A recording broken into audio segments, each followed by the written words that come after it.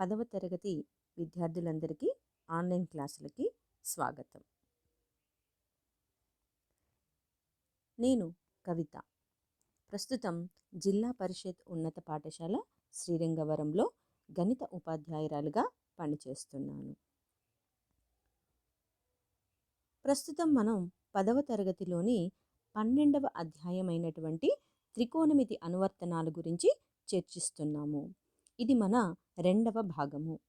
మొదటి భాగంలో మనము ఇచ్చినటువంటి సమస్యకు అనుగుణంగా పటాన్ని ఎలా గీయాలో తెలుసుకున్నాము. 2వ భాగంలో త్రికోణమితి అనువర్తనాలలో కొన్ని సమస్యలను సాధిద్దాము. ముందుగా త్రికోణమితి అనువర్తనాలు అనగా మనం త్రికోణమితికి సంబంధించినటువంటి సూత్రాలను ఉపయోగించి కొన్ని సమస్యలను సాధిస్తాము. మరి ఆ సమస్యలను సాధించటానికి కావలసినటువంటి త్రికోణమితి సూత్రాలు ఏవైతే ఉన్నాయో వాటిని ఒకసారి పునశ్చరణ చేసుకుందాం. మనకు తెలుసు త్రికోణమితి సూత్రాలు నిష్పత్తులన్నీ కూడాను మనకి లంబకోణ త్రిభుజం ఆధారంగా ఏర్పడినవని. సో ఏబిసి అనే ఒక లంబకోణ త్రిభుజాన్ని నేను ఇక్కడ తీసుకున్నాను. బి వద్ద లంబకోణం ఉంది అనుకున్నట్లయితే ఏ వద్ద తీటా అనే కోణం ఉన్నట్లయితే ఈ తీటా అనే కోణం ఆధారంగా మనం ఈ త్రిభుజం యొక్క 3 భుజాలకు కూడాను పేర్లు పెట్టవలసి ఉంటుంది. సహజంగా లంబకోణానికి ఎదురుగా ఉన్నటువంటి భుజాన్ని మనము కర్ణము అంటాం. ఇక్కడ బి వద్ద లంబకోణం ఉంది. బికి ఎదురుగా ఉన్నటువంటి భుజమైన ఏసీని మనము కర్ణము అంటాము. ఇక తీటా, స్పెషల్గా మనం తీసుకున్న ఈ తీటాకి ఎదురుగా ఉన్నటువంటి భుజము ఈ బీసీ ఏదైతే ఉందో దీనిని మనము ఎదుటి భుజము అంటాము. ఇక తీటాని ఆనుకొని ఉన్నటువంటి భుజము ఏబి, ఇక్కడ ఏబిని మనము ఆసన్న భుజంగా తీసుకుంటాము. ఇక త్రికోణమితి నిష్పత్తులు, త్రికోణమితి అనువర్తనాల్లోని సమస్యలు సాధించడానికి మనకి 3 త్రికోణమితి నిష్పత్తులు అవసరమవుతాయి. అందులో మొదటిది సైన్ ఏ. సైన్ ఏ అంటే ఎదుటి భుజము బై కర్ణం. ఎదుటి భుజము కర్ణం యొక్క నిష్పత్తిని మనము సైన్ ఏగా రాస్తాము. కాస్ ఏ అంటే ఆసన్న భుజము బై కర్ణము, అంటే ఆసన్న భుజానికి కర్ణానికి ఉన్న నిష్పత్తిని మనము కాస్ ఏగా రాస్తాము. టాన్ ఏ. టాన్ ఏ అంటే ఎదుటి భుజము బై ఆసన్న భుజము. ఎదుటి భుజము మరియు ఆసన్న భుజముల యొక్క నిష్పత్తిని మనము టాన్ ఏగా రాస్తాము. ఈ 3 త్రికోణమితి నిష్పత్తులని మనము గుర్తుపెట్టుకోవాలి. ఇక త్రికోణమితి యొక్క విలువలు. ఏ అనేటటువంటి కోణము పర్టికులర్గా 30 డిగ్రీలు కానీ 60 డిగ్రీలు కానీ లేదా 45 డిగ్రీలు ఇచ్చినప్పుడు ఆ త్రికోణమితి విలువలు ఎంతో కూడా తెలుసుకోవాలి. సో మొదటగా సైన్వి చూద్దాం. సైన్ 30 డిగ్రీల విలువ 1/2. సైన్ 45 డిగ్రీల విలువ 1/√2. సైన్ 60 డిగ్రీల విలువ √3/2. అలాగే కాస్ 30 డిగ్రీల విలువ √3/2. కాస్ 45 డిగ్రీలు 1/√2. అలాగే కాస్ 60 డిగ్రీల విలువ 1/2. టాన్ 30 డిగ్రీల విలువ మనకి 1/√3. టాన్ 45 డిగ్రీల విలువ 1. టాన్ 60 డిగ్రీల విలువ √3. ఈ విధంగా త్రికోణమితి నిష్పత్తుల యొక్క విలువలను పర్టికులర్ కోణం తెలిసినప్పుడు ఆ విలువల్ని కూడా మనం గుర్తుపెట్టుకుంటే ఈ విషయాలను గుర్తుపెట్టుకొని మనం ఈజీగా సమస్యల్ని సాధించవచ్చు. మొదటగా ఫస్ట్ సమస్య చూద్దాం. భూమిపై ఒక టవర్ నిటారుగా నిలిచి ఉంది. ఆ టవర్ అడుగు నుండి 15 మీటర్ల దూరం నుండి ఆ టవర్ పైకొన 45 డిగ్రీల ఊర్ధ్వ కోణంలో పరిశీలించబడింది. ఆ టవర్ ఎత్తు ఎంత? త్రికోణమితి అనువర్తనాల్లో ఏ సమస్య సాధించాలన్నా ముందు మనము ఇచ్చిన సమస్యని ఊహించుకొని ఆ ఊహకి అనుగుణంగా మనం పటాన్ని గీయవలసి ఉంటుంది. ఇక్కడ మనకిచ్చినటువంటి సమస్యలో భూమిపై నిటారుగా ఒక టవర్ నిలిచి ఉంది అని అంటే ఈ విధంగా మనం భూమికి నిటారుగా ఒక టవర్ని ఊహించుకుందాము. ఈ టవర్ అడుగు నుండి 15 మీటర్ల దూరం నుండి ఆ టవర్ పైకొన 45 డిగ్రీల కోణంలో పరిశీలించబడింది అంటే ఈ టవర్ అడుగు భాగం నుండి మనం 15 మీటర్ల దూరం నుండి ఆ టవర్ పై భాగాన్ని చూడాలి. అందుకని ముందుగా టవర్ అడుగు భాగం నుంచి భూమికి సమాంతరంగా ఒక రేఖను గీస్తున్నాను. ఇక్కడ ఈ రేఖ పైన 15 మీటర్ల దూరం నుండి ఆ టవర్ పై కొనని పరిశీలించడం జరిగింది. అడుగు భాగం నుంచి 15 మీటర్ల దూరంలో నేను ఒక బిందువుని సి అనే బిందువుని తీసుకున్నాను. ఇక్కడ నుంచి మనం టవర్ యొక్క పై భాగాన్ని గమనించాలి. ఈ విధంగా టవర్ యొక్క పైభాగాన్ని గమనించినట్లయితే మనకి ఏర్పడేటటువంటి కోణం ఏదైతే ఉందో ఇక్కడ ఏర్పడే కోణము 45 డిగ్రీలు అని ఇవ్వబడింది. సో సి వద్ద ఏర్పడేటటువంటి కోణము 45 డిగ్రీలు. మనము ఇచ్చినటువంటి దత్తాంశంలోని అంశాలన్నిటినీ రాసుకున్నాక మనం కనుక్కోవాల్సింది ఇక్కడ టవర్ యొక్క ఎత్తు. అంటే ఈ టవర్ యొక్క ఎత్తుని మనం ఇప్పుడు కనుగొనవలసి ఉంది.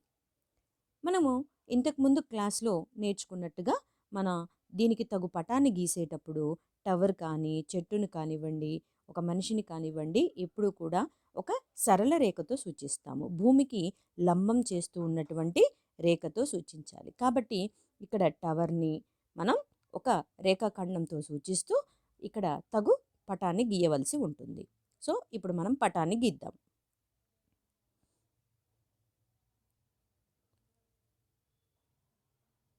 మొదటగా ఈ విధంగా ఒక రేఖను నేను తీసుకున్నాను.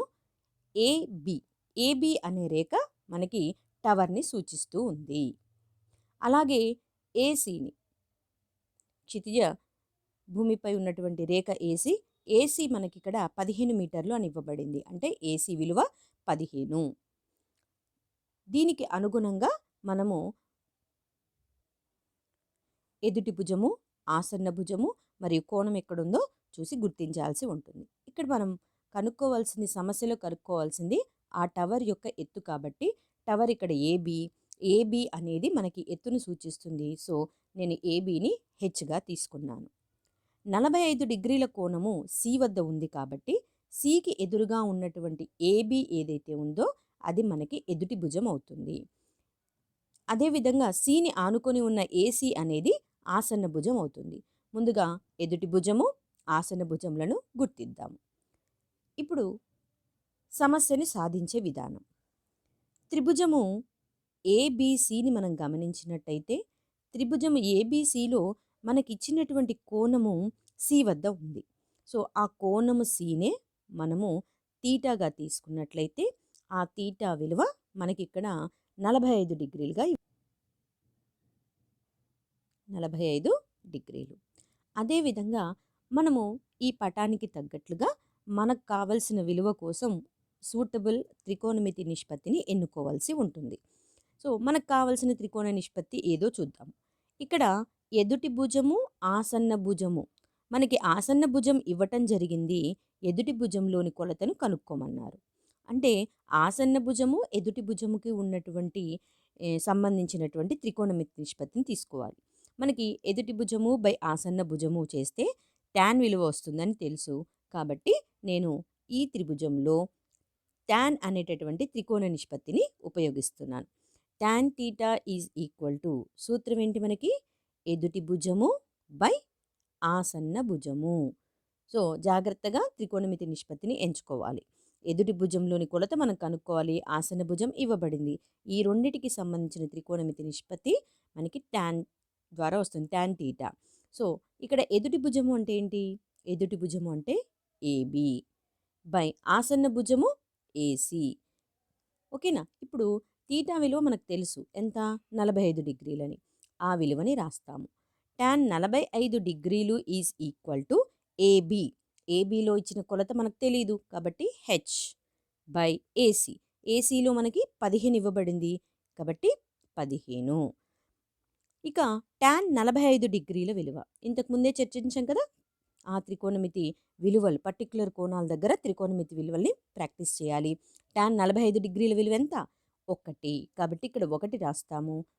1 is equal to H by 15. మీరు హెచ్ అనే విలువ కావాలి కాబట్టి ఇక్కడ అడ్డగుణకారం చేశారనుకోండి. So, 1 into 15 is equal to H. అంటే 1 into 15 is equal to H. దీని నుండి హెచ్ విలువ 15 మీటర్లుగా వస్తుంది. అంటే మనకి కావలసినటువంటి ఈ టవర్ యొక్క ఎత్తు ఎంత? 15 మీటర్లు. ఈ విధంగా మనము ఇచ్చిన సమస్యను సాధిస్తాము. ఒకసారి జస్ట్ చూడండి, మనం ఇచ్చినటువంటి సమస్యకి అనుగుణంగా పటాన్ని గీయవలసి ఉంటుంది. పటాన్ని గీసి ఇచ్చిన విలువల్ని పటంలో సమకూర్చుకున్నాక ఏ త్రికోణమితి నిష్పత్తిని ఎంచుకోవాలి అనేది చూసుకోవాలి. ఆ త్రికోణ నిష్పత్తిలో ఇచ్చిన విలువల్ని ప్రతిక్షేపిస్తూ మనం జస్ట్ అడ్డగుణకారం చేస్తూ వెళ్తే మనకు కావాల్సినటువంటి కొలతలు ఏవైతే ఉన్నాయో అవి వస్తుంది. ఓకేనా? ఇక రెండవ సమస్య చూద్దాం. ఒక పార్కులో పిల్లలు ఆడుకోవటానికి ఒక కాంట్రాక్టర్ ఒక జారుడు బల్లను ఏర్పాటు చేయాలనుకున్నారు. దానిని 2 మీటర్ల ఎత్తుతో భూమితో 30 డిగ్రీల కోణం చేసేటట్లు ఏర్పరచాలి అనుకుంటే ఆ జారుడు బల్ల పొడవు ఎంత? ఇక్కడ పార్కులో పిల్లలు ఆడుకోవటం చిన్నప్పుడు మనమందరం కూడా ఆడుకుంటున్నాం కదా. సో, ముందుగా ఆ జారుడు బల్ల ఏ విధంగా అమర్చబడుతుందో మనకు తెలియాలి. ఆ జారుడు బల్లని ఇక్కడ ఆ కాంట్రాక్టరు 2 మీటర్ల ఎత్తుతో భూమితో 30 డిగ్రీల కోణం చేసేటట్లు ఏర్పరిచారు. కోణం ఎక్కడ ఏర్పడుతుంది, ఎత్తు ఎలా తీసుకోవాలో మనకి తెలిస్తే దానికి తగు విధంగా పటాన్ని గీస్తాం. సో, దీనిని మనం ఈ విధంగా ఊహించుకోవచ్చు. ఇది ఒక పార్క్ అనుకుందాము. ఈ పార్కులో ఈ విధంగా ఒక జారుడు బల్లని ఏర్పాటు చేస్తున్నారు. సో, కాంట్రాక్టర్ ఏం చేస్తున్నారు, అది 2 మీటర్ల ఎత్తుతో ఏర్పాటు చేస్తున్నారు. ఇక్కడ జారుడు బల్ల ఇదైతే దాని యొక్క ఎత్తు ఈ నిచ్చెన ఉంది చూసారా, లంబంగా ఉంది కదా భూమికి. ఇక్కడ ఉన్నటువంటి ఇది దాని యొక్క ఎత్తుని సూచిస్తుంది. ఇక్కడ ఎత్తు ఇవ్వబడింది. ఎత్తు ఇక్కడ గీసినటువంటి ఈ రేఖ ఎత్తుని సూచిస్తుంది. ఈ ఎత్తు మనకి జారుడు బల్ల ఎత్తు 2 మీటర్లుగా ఇచ్చారు. ఇక ఈ రేఖ మనకి జారుడు బల్ల యొక్క పొడవును సూచిస్తుంది. అయితే ఇచ్చినటువంటి సమస్యలో జారుడు బల్ల భూమితో 30 డిగ్రీల కోణం చేసేటట్లుగా ఏర్పరచాలి అనుకుంటున్నాడు. కాబట్టి ఈ జారుడు బల్ల ఈ భూమితో చేసేటటువంటి కోణం, ఇక్కడ ఏర్పడేటటువంటి కోణం మనకి 30 డిగ్రీలుగా ఉంటుంది. ఓకేనా? ఇప్పుడు మనం జారుడు బల్ల యొక్క పొడవు కనుక్కోవాలి. ఈ జారుడు బల్ల పొడవు అంటే ఇక్కడి నుంచి ఇక్కడికి ఉన్నటువంటి పొడవు ఎంతో కనుక్కోవాలి. సో, కనుక్కోవాలంటే ముందు ఇచ్చినటువంటి పరిస్థితిని మనం ఇమాజిన్ చేసుకొని దానికి తగు విధంగా పటం గీసుకోవాలి. ఓకేనా? సో, ముందుగా ఇక్కడ ఒక సరళ రేఖను గీసాను. ఇది భూమికి లంబంగా ఉండేటట్లుగా గీశాను. ఏబి. ఏబి అనేది ఈ జారుడు బల్ల యొక్క ఎత్తుని సూచించేటటువంటి రేఖ. ఇది మనకి 2 మీటర్లుగా ఇవ్వబడింది. సో, ఏబి కొలత 2 మీటర్లు. ఇక జారుడు బల్ల ఏసి. ఇక్కడ నేను ఏసీని జారుడు బల్లగా తీసుకుంటున్నాను. ఓకేనా? ఈ జారుడు బల్ల యొక్క ఎత్తునే మనం కనుక్కోవాలి. ఇక భూమిపైన మనం ఒక రేఖను గీస్తాం కదా. సిబి అనేటటువంటి ఈ రేఖ మనకి భూమిని సూచిస్తుంది అనుకుందాం. ఇక్కడ బి వద్ద మనకి లంబకోణం ఉంది. ఓకేనా? మరియు సి అనే కోణాన్ని క్లియర్గా 30 డిగ్రీలుగా ఇచ్చారు. జారుడు బల్ల మనకి 30 డిగ్రీల కోణం చేస్తుంది అన్నారు కాబట్టి ఇక్కడ మనకి 30 డిగ్రీలు ఏర్పడుతుంది. ఇక మనం కనుక్కోవాల్సింది జారుడు బల్ల ఎత్తు ఏసీ. ఏసీ ఎంత? ముందుగా ఈ పటంలో లంబకోణ త్రిభుజం ఎక్కడుంది, కోణం ఎక్కడుందో చూసి మనకి ఏమి ఇచ్చారు, ఏం కావాలి, వాటి పేర్లేంటో రాసుకోవాలి, ఆ భుజాల పేర్లని. ఇక్కడ సి అనే కోణానికి ఎదురుగా ఏబి ఉంది కాబట్టి ఇది ఎదుటి భుజం అవుతుంది. అలాగే ఏసీ అనేది లంబకోణానికి ఎదురుగా ఉంది కాబట్టి ఇది కర్ణము అవుతుంది. ఓకేనా? ఏబి అనేది ఎదుటి భుజము, ఏసీ అనేది కర్ణము. ఇప్పుడు మనము ఈ సమస్యని సాధిద్దాం.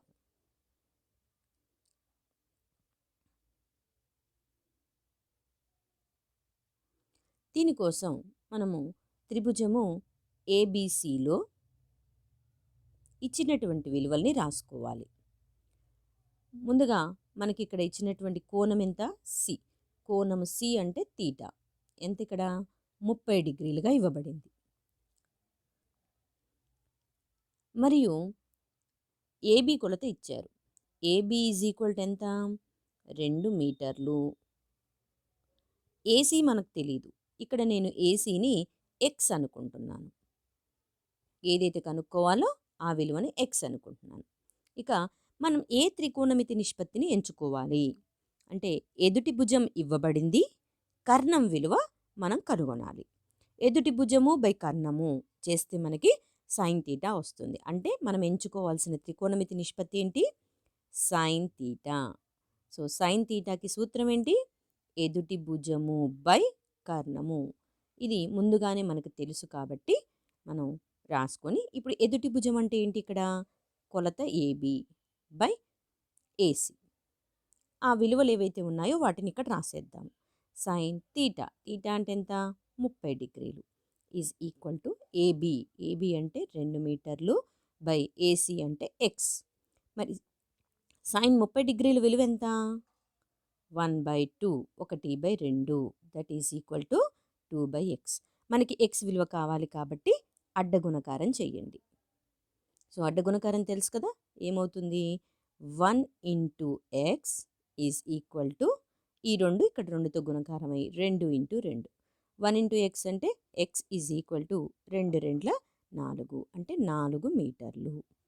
ఈ విధంగా మనము కావలసిన ఎక్స్ విలువ అంటే మన జారుడు బల్ల యొక్క పొడవు ఎంత ఉండాలి? 4 మీటర్ల పొడవుని కలిగి ఉండాలి. మరొక సమస్యని చూద్దాం. ఉదయం 8 గంటలకు 15 మీటర్ల ఎత్తుగల స్తంభం యొక్క నీడ పొడవు 15√3 మీటర్లు. ఆ సమయంలో సూర్యకిరణాలు భూమితో ఎంత కోణం చేస్తున్నాయి? ఇక్కడ ఉదయం 8 గంటలకు మనకి 15 మీటర్ల ఎత్తుగల స్తంభం యొక్క నీడ పొడవు 15√3 మీటర్లు అని ఇవ్వబడింది. అంటే ఒక స్తంభం తీసుకొని దాని ఎత్తు ఎంత? 15 మీటర్లు. 15√3 మీటర్లేమో స్తంభం యొక్క నీడ పొడవు. ఓకేనా? ఆ సమయంలో సూర్యకిరణాలు భూమితో ఎంత కోణం చేస్తున్నాయి అని అడిగారు. ఎప్పుడైనా మనకి తెలుసు సూర్యకిరణాలు ప్రసరిస్తున్నాయి అని అంటే ఏదైనా వస్తువు పైన సూర్యకిరణాలు పడితే మనకి నీడ అనేది ఏర్పడుతుంది. సో ఇక్కడ ఈ ఇచ్చిన సమస్యని మనం ఈ విధంగా ఊహించుకోవచ్చు. ఈ విధంగా సూర్యుడు ప్రకాశిస్తున్నాడు అనుకుందాము. 8 గంటల టైంలో ఒక స్తంభాన్ని ఈ విధంగా ఊహించుకుందాము. ఈ స్తంభము సూర్యకిరణాలు ప్రసరిస్తున్నాయి కాబట్టి ఇక్కడ సూర్యుని ఊహించుకుంటూ ఈ విధంగా సూర్యకిరణాలు సూర్యుడి నుంచి మొదలవుతాయి. సో సూర్యకిరణాలు ప్రసరిస్తున్నప్పుడు ప్రతి వస్తువు కూడాను నీడని ఏర్పరచుతుంది. గమనించాల్సిన విషయం ఏంటంటే నీడ అనేది వస్తువు యొక్క పాదం నుండి ఏర్పడుతుంది. ఎక్కడి వరకు ఏర్పడుతుంది? సూర్యకిరణాలు ఎంత కోణంతో భూమిని తాకుతున్నాయో, భూమిని ఎక్కడ తాకుతున్నాయో అక్కడి వరకు నీడ ఏర్పడుతుంది. సో ఒక్కసారి మనం ఈ విధంగా ఊహించుకోవచ్చు. సూర్యకిరణాలు ప్రసరిస్తున్నాయి అనంటే మనకి దాని యొక్క నీడ ఈ విధంగా ఏర్పడుతూ ఉంది. గమనిస్తున్నారా? ఇక్కడ మరి సూర్యకిరణాలు మరియు మన వస్తువు యొక్క నీడ రెండు తాకేటటువంటి ఈ ప్లేస్లో మనకి కోణం అనేది ఏర్పడుతుంది. ఓకేనా? అంటే సూర్యకిరణాలు భూమితో చేసే కోణం కనుక్కోవాలి అని అంటే మన సూర్యకిరణాలు ఎక్కడైతే నీడను తాకుతున్నాయో ఆ సూర్యకిరణాలు భూమిపై ఏర్పడినటువంటి నీడ ఉంది కదా, ఈ నీడకు మధ్య ఉన్న కోణం కనుక్కుంటే అదే సూర్యకిరణాలు భూమితో చేసే కోణం అవుతుంది. సో ఇచ్చినటువంటి ఆ కోణం మనకి ఇక్కడ ఏర్పడుతుంది. ఇక మనకి స్తంభం యొక్క ఎత్తు ఎంత ఇచ్చారు? 15 మీటర్లు అని ఇవ్వబడింది. మరియు స్తంభం యొక్క నీడ పొడవు 15√3 మీటర్లు అని ఇవ్వబడింది. కాబట్టి ఈ నీడ పొడవు 15√3 మీటర్లు అవుతుంది. మనం కనుక్కోవాల్సిన కోణము ఇక్కడ ఏర్పడుతుంది. ఓకేనా? ఇది మనకిచ్చినటువంటి సమాచారం. దీన్ని ఈ విధంగా ఊహించుకున్నాం కదా, ఇప్పుడు దీనికి తగు విధంగా మనం పటాన్ని గీయవలసి ఉంటుంది. ఈ విధంగా నేను ఒక రేఖని సూచిస్తున్నాను. ఏబి అనేటటువంటి రేఖ మనకి స్తంభాన్ని సూచిస్తుంది. ఇక నీడ, ఆ స్తంభం యొక్క నీడ ఏదైతే ఉందో అది ఈ విధంగా ఏర్పడింది. ఇక బి వద్ద నుంచి సూర్యకిరణాలు ఇలా ప్రసరిస్తున్నాయి కదా, మనకి ఇక్కడ నుంచి మాత్రమే కావాలి కాబట్టి ఇక్కడ నుంచి మనం గీసేటటువంటివి సూర్యకిరణాలను సూచిస్తాయి. ఓకేనా? ఈ బీసీ అనేది సూర్యకిరణాలు. ఈ బీసీ అనే సూర్యకిరణాలు భూమితో చేసే కోణం కావాలి అని అంటే ఇప్పుడు మనం కోణం సి విలువ ఎంతో కనుక్కోవాలి. ఓకేనా? సో, సి విలువని మనం కనుక్కోవాలి. ఏ వద్ద మనకి లంబకోణం ఉంది అని క్లియర్‌గా అర్థమవుతుంది. ఇక సి ఆధారంగా మనం త్రిభుజంలోని 3 భుజాలకు పేర్లు పెడతాం కదా! అందులో మనకి మన టవర్ యొక్క స్తంభం యొక్క ఎత్తు ఇవ్వబడింది. అదెంత? 15. అంటే ఈ ఏబీ అనేది ఇక్కడ మనకేమవుతుంది? సికి ఎదురుగా ఉంది కాబట్టి ఇది ఎదుటి భుజము. మరియు ఏసీ అనేది ఏమవుతుంది? ఆసన్న భుజం అవుతుంది. ఓకేనా? ఈ విధంగా ఇది ఏబీ అనేది 15 ఇచ్చారు. సో, ఎదుటి భుజంలో 15, ఆసన్న భుజంలో 15√3ని రాసుకొని ఇప్పుడు మనం సమస్యని సాధిద్దాం. ముందుగా త్రిభుజము ఏబీసీలో కోణము సి విలువ మనకి తెలీదు కాబట్టి తీటాని తీటాగానే రాస్తాము. ఏబి ఎంత ఇచ్చారు ఇక్కడ? 15√3 మరియు సారీ ఏబి 15 మాత్రమే. మరియు ఏసీ విలువ 15√3. ఈ విధంగా ఇచ్చిన విలువను రాసుకున్నాక ఏ త్రికోణమితి నిష్పత్తిని మనం ఎంచుకోవాలి? ఇది ముఖ్యం. ఎదుటి భుజం ఇవ్వబడింది మరియు ఆసన్న భుజం ఇవ్వబడింది. తీటాని కనుక్కోవాలి. మరి ఎదుటి భుజము ఆసన్న భుజానికి సంబంధించిన త్రికోణమితి విలువను తీసుకోవాలి. సో, క్లియర్‌గా మనకు తెలుసు కదా! టాన్ తీటాకి సూత్రం ఏంటి? ఎదుటి భుజము బై ఆసన్న భుజం. కాబట్టి ఈ సమస్యని సాధించటానికి మనము టాన్ తీటా అనే త్రికోణమితి నిష్పత్తిని తీసుకుంటాము. ఎదుటి భుజం ఎంత? ఏబీ బై ఆసన్న భుజం ఎంత? ఏసీ. Tan theta. తీటా విలువ మనకు తెలియదు కాబట్టి తీటాకి తీటానే రాసేస్తాము. ఏబీ కొలత ఎంత? 15 బై ఏసీ 15√3. ఓకేనా? So, tan theta is equal to 15 ఒకట్ల ఓకేనా? 15 అంటే లవంలో మనకి 1 మిగిలింది. బై హారంలోనేమో √3 మిగిలింది. So, tan theta is equal to 1/√3. ఇప్పుడు మనం చేయాల్సింది ఏంటంటే ఎడమ వైపున టాన్ ఉంది కదా! కుడి వైపున కూడా ఈ విలువకు బదులుగా టాన్ యొక్క ఏ కోణానికి విలువ 1/√3 వస్తుందో రాసుకోవాలి. సో, మనం ఇంతకుముందే నేర్చుకున్నాము. టాన్ 30 డిగ్రీల విలువ మనకి 1/√3 కాబట్టి ఈ 1/√3 ప్లేస్‌లో నేను టాన్ 30 డిగ్రీలని రాస్తున్నాను. అప్పుడు టాన్ తీటా టాన్ 30 డిగ్రీలకు సమానమైంది అనంటే తీటా విలువ ఎంత అవుతుంది? 30 డిగ్రీలు అవుతుంది. అంటే తీటా ఈజ్ ఈక్వల్ టు 30 డిగ్రీలు. అంటే ఇక్కడ ఏర్పడేటటువంటి సూర్యకిరణాలు భూమితో చేసేటటువంటి కోణం ఎంత? 30 డిగ్రీలు. ఓకేనా? సో, ఈ విధంగా మనం ముందు ఇచ్చిన సమస్యని ఊహించుకుంటూ దానికి తగు పటాన్ని ఏర్పరచుకొని పటాన్ని గీసిన పిదప మనం ఏ త్రికోణమితి నిష్పత్తిని ఎంచుకోవాలో చూసుకొని అందులో ఇచ్చిన విలువల్ని ప్రతిక్షేపించుకుంటూ మనం సమస్యల్ని సాధిస్తాము. మరొక సమస్య చూద్దాం.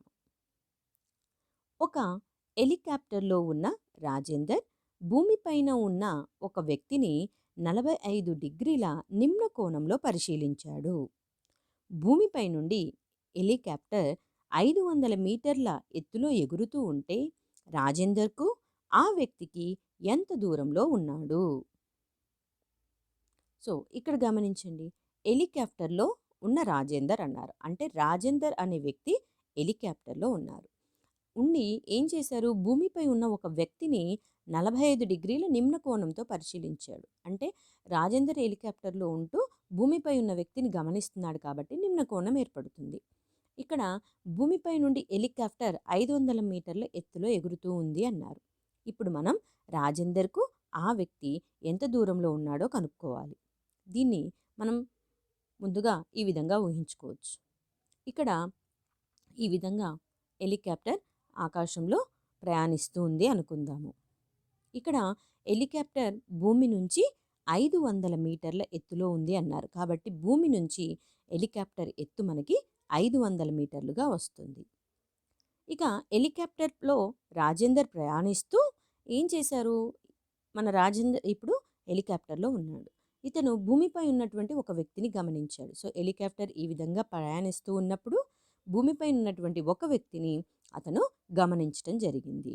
సో, గమనిస్తున్నప్పుడు రాజేందర్ ఎక్కువ ఎత్తులోనో వ్యక్తి తక్కువ ఎత్తులో భూమిపైన ఉన్నాడు కాబట్టి మనకి నిమ్న కోణం అనేది ఏర్పడుతుంది.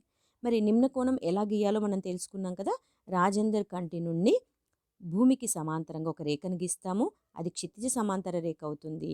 అలాగే రాజేందర్ వ్యక్తిని గమనిస్తున్నాడు కాబట్టి అది మనకి దృష్టి కోణం అవుతుంది. దృష్టి రేఖ అవుతుంది. సో, ఈ విధంగా క్షితిజ సమాంతర రేఖ ఏర్పడుతుంది. ఇక్కడేమో దృష్టి రేఖ ఏర్పడుతుంది. ఈ రెండిటికి మధ్య ఉన్న కోణమే నిమ్న కోణం కదా! ఆ నిమ్న కోణం ఎంత ఇచ్చారు? 45 డిగ్రీలు. అంటే ఇక్కడ ఏర్పడేటటువంటి కోణం క్షితిజ సమాంతర రేఖకి మరియు దృష్టి రేఖకి మధ్య ఏర్పడే కోణము 45 డిగ్రీలుగా ఇచ్చారు. ఇది ఇచ్చిన కాన్సెప్ట్. ఇక్కడ హెలికాప్టర్ ఎత్తు 500 మీటర్లు అన్నారు కదా! అంటే ప్రస్తుతం హెలికాప్టర్ 500 మీటర్ల ఎత్తుతో ఎగురుతుంది అనుకుని, ఇక మనము భూమికి సమాంతరంగా ఒక రేఖను గీసినట్లయితే ఈ విధంగా ఇక్కడ మనకి ఒక లంబకోణ త్రిభుజం అనేది ఏర్పడుతుంది ఈ విధంగా. ఓకేనా? ఇంతకుముందే మనం తెలుసుకున్నాము. ఇక్కడ క్షితిజ సమాంతర రేఖకి సమాంతరంగా భూమిపైన ఈ రేఖను గీసాం కదా! సో, గీసినప్పుడు ఏమవుతుంది? ఏం జరుగుతుంది మనకి? ఇక్కడ ఎంత కోణమైతే ఏర్పడిందో అదే కోణము ఇక్కడ కూడా ఏర్పడుతుంది. ఎందుకంటే ఇవి 2 కూడాను ఏకాంతర కోణాలు అవుతాయి కాబట్టి. దృష్టి రేఖ తిర్యక్ రేఖ అవుతుంది కాబట్టి. సో, అప్పుడు మనకిక్కడ ఏర్పడే కోణం ఏదైతే ఉందో అది 45 డిగ్రీలుగా తీసుకుంటాము. సో, ఈ విధంగా మనము ఊహించుకున్నాక దీనికి తగు చిత్రాన్ని అంటే తగు పటాన్ని గీయాలి. ఓకేనా? సో, మరి హెలికాప్టర్‌ని పంపేద్దామా? అలాగే మనిషిని కూడా తీసేద్దాం. ఓకే. సో, ఇప్పుడు మనం సమస్యని సాధిద్దాం. మరి సమస్యని సాధించాలంటే మనం ఏం చేయాలి? ఇక్కడ ఉన్నటువంటి ఏర్పడినటువంటి పటానికి ఏబీసీ అని పేర్లు ఇవ్వాలి కదా! సో, ఇక్కడ ఏ, బి. ఏబి అనేది ఏమవుతుంది? మనకి హెలికాప్టర్ యొక్క ఎత్తును సూచిస్తుంది. బి వద్ద మనకి ప్రస్తుతం హెలికాప్టర్ ఉంది. అంటే రాజేందర్ పరిశీలకుడు బి వద్ద ఉన్నాడు. మరియు వ్యక్తి పరిశీలిస్తున్నటువంటి వ్యక్తి ఎవరైతే ఉన్నారో అతను ఎక్కడ? సి దగ్గర ఉన్నారు. సో, ఈ విధంగా రాసుకున్నాక మనం ఏం కనుక్కోవాలి ఇక్కడ? రాజేందర్‌కు ఆ వ్యక్తి ఎంత దూరంలో ఉన్నాడు? రాజేందర్ బి వద్ద ఉన్నాడు. వ్యక్తి సి వద్ద ఉన్నాడు. మరి రెండిటికి మధ్య దూరం అంటే ఏం కనుక్కోవాలి మనం? బీసీని కనుక్కోవాలి.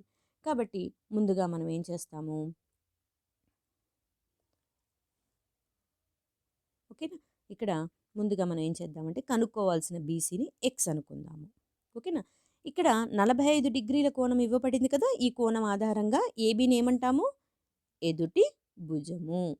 ఇక్కడ ఏ వద్ద లంబకోణం ఉంది కాబట్టి లంబకోణానికి ఎదురుగా ఉన్నటువంటి ఈ బీసీని మనం ఏమంటాము? కర్ణం. ఓకేనా? ఇది కర్ణం అవుతుంది. ఇది ఎదుటి భుజం అవుతుంది. ఇప్పుడు ఎదుటి భుజం ఇవ్వబడింది. కర్ణాన్ని అడిగారు కాబట్టి మనం ఎంచుకోవాల్సినటువంటి త్రికోణమితి నిష్పత్తి ఏంటి? సైన్. సో, క్లియర్‌గా రాసేద్దాం. సైన్ తీటా అనేటటువంటి త్రికోణమితి నిష్పత్తిని తీసుకుంటున్నాను. సూత్రం ఏంటి? ఎదుటి భుజము బై కర్ణం. మరి ఎదుటి భుజం అంటే ఎంత ఇచ్చారు? ఏంటి ఎదుటి భుజం ఇక్కడ? ఏబి బై కర్ణం ఏంటి? బీసీ. ఆ కొలతల్ని ఇక్కడ రాసేసుకుంటాం. సైన్ తీటా అంటే ఎంత? 45 డిగ్రీలు is equal to AB. AB కొలత ఎంత ఇచ్చారు? 500 మీటర్లు బై బీసీ. మనకు తెలియదు కదా! దాన్ని మనం ఎక్స్ అనుకున్నాం కాబట్టి ఎక్స్ రాస్తాం. ఇప్పుడు మనం చేయాల్సింది ఏంటంటే సైన్ 45 డిగ్రీల విలువ ఎంత? అది మనకి 1/√2 అని తెలుసు కదా! So, 1/√2 is equal to 500 by x. అడ్డగుణకారం చేయండి. So, 1 into x is equal to 500 into √2. అంటే ఎక్స్ విలువ 500 √2 మీటర్లు. అంటే రాజేందర్కు ఆ వ్యక్తికి ఉన్న దూరము మనకి 500 √2 మీటర్లు. మీరు √2 విలువ తెలుసు కదా! ఎంత? 1.414 అని. సో, 500 ఇంటూ 1.414 చేయండి. సింపుల్ కదా! పాయింట్లోకి మారిపోతుంది. లేదా ఇలా ఉంచినా పర్లేదు. 500 √2 మీటర్లని కూడా రాయొచ్చు. X is equal to 500 √2. ఈ విధంగా మనం సమస్యని సాధిస్తాం. ఇక చివరి సమస్యని చూద్దాము. ఇందులో 1.8 మీటర్ల ఎత్తు ఉన్న ఒక పరిశీలకుడు ఒక తాటి చెట్టు నుండి 13.2 మీటర్ల దూరంలో ఉన్నాడు. ఆ చెట్టు పైకొన పరిశీలకుడి కంటి నుండి 45 డిగ్రీల ఊర్ధ్వకోణం చేస్తుంది. ఆ చెట్టు ఎత్తు ఎంత? ఇక్కడ మీరు గమనించినట్టయితే పరిశీలకుడు అని చెప్పి ఎత్తుని ఇవ్వకపోతే మనం ఎత్తుని లెక్కలోకి తీసుకోము. కానీ ఇక్కడ 1.8 మీటర్ల ఎత్తు ఉన్న ఒక పరిశీలకుడు అన్నారు. కాబట్టి ఖచ్చితంగా పరిశీలకుడి యొక్క ఎత్తుని మనము లెక్కలో తీసుకొని చేయవలసి ఉంటుంది. ఓకేనా? సో, ఒకసారి దీన్ని ఏ విధంగా ఊహించుకోవచ్చో చూద్దాం. ఇది ఒక తాటి చెట్టు అనుకోండి. ఓకేనా? ఈ తాటి చెట్టుని ఒక 1.8 మీటర్ల ఎత్తు ఉన్నటువంటి ఒక వ్యక్తి పరిశీలిస్తున్నాడు కదా! సో, ఈ విధంగా ఒక వ్యక్తి 1.8 మీటర్ల ఎత్తున్నటువంటి వ్యక్తి ఈ తాటి చెట్టుని ఈ విధంగా పరిశీలిస్తున్నాడు అనుకుందాం. ఇతడు తాటి చెట్టు నుంచి ఎంత దూరంలో ఉన్నాడు? 13.2 మీటర్ల దూరంలో ఉన్నాడు. అంటే ఇక్కడి నుంచి ఇక్కడికి ఉన్నటువంటి దూరం ఎంత? 13.2 మీటర్లు. ఇక్కడ మనకి ఆ చెట్టు పైకొన పరిశీలకుడి కంటి నుండి 45 డిగ్రీల ఊర్ధ్వకోణం చేస్తుంది అన్నారు. అంటే పరిశీలకుడు కంటి నుంచి మనము దృష్టి రేఖను తీసుకోవాలి. ఈ విధంగా మనకి దృష్టి రేఖ ఏర్పడుతుంది. ఇక్కడ ఏర్పడే కోణం కావాలి. అంటే కంటి నుంచి మనం ఏం చేయాలి? ఒక క్షితిజ సమాంతర రేఖను ఈ విధంగా గీయాలి. ఓకేనా? సో, ఇక్కడ ఏర్పడేటటువంటి కోణం ఏదైతే ఉందో అది 45 డిగ్రీలుగా ఇచ్చారు. ఇక్కడ ఏర్పడినటువంటి కోణము 45 డిగ్రీలుగా మనం తీసుకోవాలి. ఇక మనం కనుక్కోవాల్సింది ఏంటి? ఆ చెట్టు యొక్క ఎత్తు. మనం జనరల్‌గా చెట్టుని ఈ విధంగా రేఖతో సూచిస్తాం కదా! ఈ ఎత్తు ఎంత? ఇక్కడి నుంచి ఇక్కడికి ఉన్నటువంటి ఎత్తు ఎంత కనుక్కోమన్నారు. సో, ఇది మనకి ఇవ్వబడినటువంటి సమాచారం. దీనికి తగు విధంగా మనం ఏం చేయాలి? పటాన్ని గీయాలి. సో, చెట్టుని తీసేసాం. ఇక్కడ ఈ రేఖ మనకి తాటి చెట్టుని సూచిస్తుంది అనుకుందాం. ఇక మనం వ్యక్తిని కూడా తీసేసి ఒక రేఖతో సూచించాలి కదా! సో, వ్యక్తిని కూడా తీసేస్తున్నాను. ఒక రేఖని ఈ విధంగా గీస్తున్నాను. ఓకేనా? ఇప్పుడు ఈ పటానికి మనము ఏబిసిడి అని పేరు పెడదాం. ఏ, బి, సి, డి. ఇక్కడ ఏబి అనేదేమో వ్యక్తి యొక్క ఎత్తును సూచిస్తుంది. సిడి అనేదేమో మనకు కావాల్సిన ఆ చెట్టు యొక్క ఎత్తుని సూచిస్తుంది. ఇక్కడ మనం బి నుంచి ఒక క్షితిజ సమాంతర రేఖను గీసాం కదా! అది సిడిని తాకింది. ఈ తాకినటువంటి బిందువుని ఈ అనుకుందాం. ఇక మీరు గమనించినట్టయితే ఈ ఏర్పడినటువంటి పటంలో మనకి 2 పటాలు కనపడుతున్నాయి. ఏ, సి, ఈ, బి అనే ఒక దీర్ఘ చతురస్రం ఉంది. అలాగే బి, ఈ, డి అనే ఒక లంబకోణ త్రిభుజం ఉంది. ముందుగా ఇది దీర్ఘ చతురస్రం అని తెలుస్తుంది కాబట్టి దీర్ఘ చతురస్రం యొక్క రూల్ ప్రకారం మనకి ఎదురు భుజాలు ఎలా ఉంటాయి? సమానంగా ఉంటాయి కదా! కాబట్టి 1.8 మీటర్లు, ఇక్కడ ఈసీ కూడా ఏమవుతుంది? 1.8 మీటర్లుగానే ఉంటుంది. బిఈ 13.2, ఇక్కడ 13.2 మీటర్లు కాబట్టి ఇక్కడ కూడా 13.2 మీటర్లే ఉంటుంది. ఇక మనం కనుక్కోవాల్సింది ఏంటి? చెట్టు యొక్క ఎత్తు కనుక్కోవాలి. మీరు గమనిస్తే చెట్టు ఎత్తు అంటే సి నుంచి డికి ఉన్న దూరం. మనకి సి నుంచి ఈ వరకు 1.8 మీటర్లు ఉందని తెలుస్తుంది కదా! ఇక ఈ నుంచి డి వరకు ఎంతుందో కనుక్కుంటే ఓకేనా? అప్పుడు మనం ఈ 2 కలిపితే మనకు కావాల్సిన సిడి వస్తుంది. అంటే ఇక్కడ మనం సమస్యని సాధించటానికి మనం బిఈడి అనేటటువంటి త్రిభుజాన్ని ముందుగా తీసుకుందాం. త్రిభుజము బిఈడిలో ఇక్కడ కోణం ఇచ్చారు కదమ్మా! మనకు కావాల్సిన కోణం ఇది అనుకుందాం theta. So, theta is equal to ఎంత? 45 డిగ్రీలు. ఇక దీని ఆధారంగా ముందు భుజాల పేర్లు కావాలి కదా! మనకు కావాల్సింది ఏంటి ఇక్కడ? డిఈ కొలత ఎంతో కావాలి. అది తెలీదు కాబట్టి దాన్ని ఎక్స్ అనుకుందాం. ఇప్పుడు ఈ తీటా అనే కోణం ఆధారంగా వీటికి పేర్లు పెడదాం. డిఈ తీటాకి ఎదురుగా ఉంది కాబట్టి ఇదేమవుతుంది? ఎదుటి భుజము. అలాగే ఇక్కడ మనకి తీటాని ఆనుకొని ఉన్న విలువ తెలుసు. బిఈ తెలుసు. బిఈ ఏమవుతుంది ఇక్కడ? ఆసన్న భుజము. అంటే బిఈ మనకి ఎదుటి భుజము, ఆసన్న భుజానికి సంబంధించినటువంటి త్రికోణమితి నిష్పత్తిని తీసుకోవాలి. సో, అది మనకి టాన్ తీటాతో వస్తుంది. Tan theta is equal to సూత్రం ఏంటి? ఎదుటి భుజము బై ఆసన్న భుజము. ఎదుటి భుజంలో ఎంతుంది? డిఈ బై ఆసన్న భుజంలో ఎంతుంది? బిఈ రాసేసుకుంటాం. ఇప్పుడు ఆ కొలతల్ని రాసేద్దాం. టాన్ తీటా అంటే ఎంత ఇక్కడ? 45 డిగ్రీలు. సో, టాన్ 45 డిగ్రీలు ఈజ్ ఈక్వల్ టు డిఈ మనకు తెలియదు కాబట్టి ఎక్స్ అనుకుంటాము. బిఈ ఇవ్వబడింది 13.2. మరి టాన్ 45 డిగ్రీల విలువ ఎంత? 1. ఇది చాలా ఇంపార్టెంట్. సమస్యని సాధించేటప్పుడు ఈ త్రికోణమితి విలువలు గుర్తుపెట్టుకోవాలి. టాన్ 45 డిగ్రీలు 1 కాబట్టి 1 is equal to X by 13.2. అడ్డగుణకారం చేయండి. సో 1 ఇంటూ 13.2 మనకి 13.2 ఈజ్ ఈక్వల్ టు ఎక్స్ వస్తుంది. అంటే ఎక్స్ విలువ 13.2, అంటే డిఈ విలువ మనకి ఇప్పుడు 13.2 మీటర్లుగా వచ్చింది. సో మనకు కావాల్సిన చెట్టు ఎత్తు కదా, సో చెట్టు ఎత్తు is equal to CD. CD ఎలా వస్తుంది? సిఈ ప్లస్ ఈడి చేస్తే వస్తుంది. సిఈ ఎంత? మనకి 1.8 మీటర్లను ఇవ్వబడింది కదా, ఇది 1.8 మీటర్లు. ఇక డిఈ ఎంత? 13.2 మీటర్లు. మొత్తం కలిపితే మనకి ఎంత వస్తుంది? 15 మీటర్లు. అంటే మన కావలసిన చెట్టు ఎత్తు ఎంత? 15 మీటర్లు. ఈ విధంగా మనం ఇచ్చినటువంటి సమస్యకు తగు పటాన్ని గీస్తూ త్రికోణమితిని ఎంచుకొని మనకు కావాల్సినటువంటి విలువల్ని కనుక్కుంటాము. So thank you thank you for watching. ఇక్కడ మీరు సమస్యల్ని ఎంత ప్రాక్టీస్ చేస్తే అంత ఈజీగా ఉంటాయి. సో త్రికోణమితిలో ఉన్నటువంటి ఆ కొన్ని సూత్రాలను నేర్చుకుంటూ మనం తగు విధంగా పటాలను ప్రాక్టీస్ చేస్తే ఈ చాప్టర్ అనేది చాలా ఈజీగా ఉంటుంది. All the best.